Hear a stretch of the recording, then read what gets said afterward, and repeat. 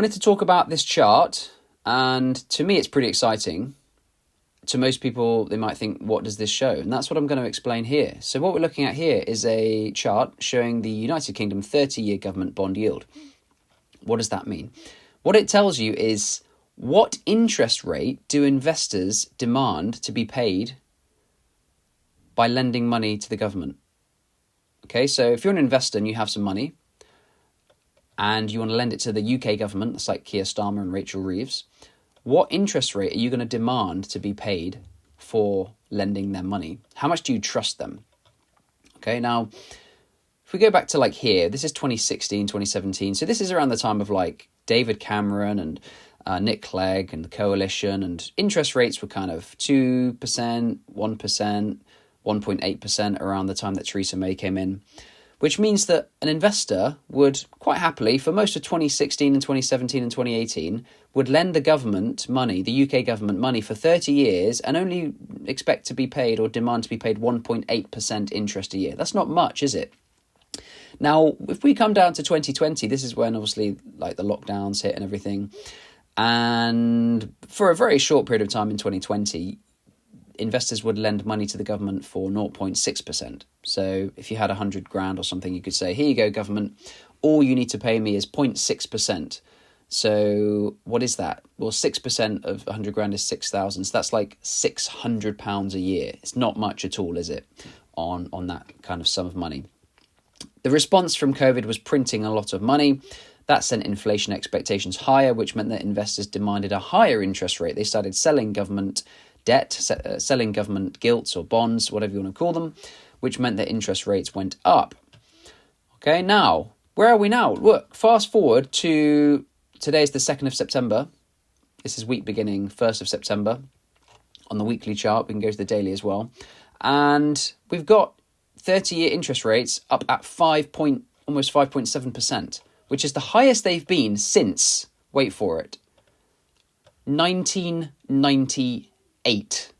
May 1998 you have to go back to find interest rates this high.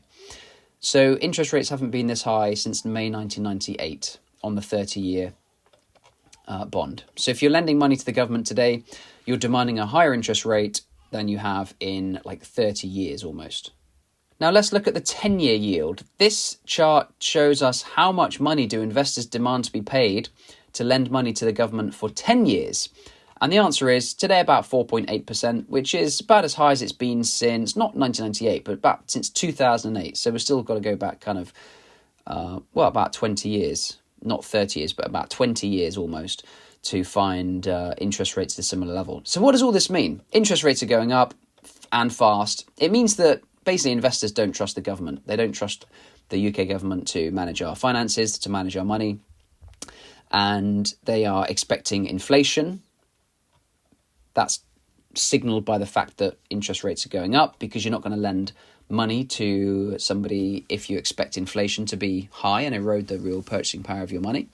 So it signals a lack of trust in the government. It signals expectations of high inflation. And it shows that things are not quite particularly healthy. Things aren't good right now. I think we all kind of know that. And that's why people are doing smart things with their money and investing it. The US picture is pretty similar. The 30-year interest rate in the US is the highest it's been since 2007. The 10-year is the highest it's been since, up close to where it's been since about 2007. So we're looking at very high interest rates. This is a site which shows how much debt the United States government is in, and it's 37 trillion and change. And this is real time how much it's increasing by. Okay, so in the time that I've finished this sentence, the national debt has gone up by about £500,000. Okay, $500,000. So it's kind of mad. Like if you really think about it, it's going up by 100,000 every few seconds. 100,000, 200,000, 300,000. So every kind of, 10 or 20 seconds, it goes up by $500,000. And this is real. This is legit. This is a real website. The numbers are accurate, and it's all taken from official sources. And it just gives you a sense of how much debt there is out there. Now, interest on the debt. This is the interesting bit. Because interest rates are so high, the United States is spending over $1 trillion a year on interest. Now, I can't emphasize how important that is and how much of a shock that should be. Over $1 trillion a year on interest. Absolutely insane. To put that into context, they spend 924 billion, less than $1 trillion, on defence. The entire defence budget of the biggest military in the world is less than the interest on the debt. So that now gives you some clue as to why investors are demanding such a high interest rate on lending government's money. So I hope that explains a little bit about the debt market and why interest rates are going up. It explains why Bitcoin just is going up and up and up and up and up, showing no signs of slowing down. Gold is making new all-time highs kind of as we speak. This is the chart of gold. It's better to put it in logarithmic terms, really, for charts like this. And you can see it's just like up and to the right. Bitcoin up and to the right.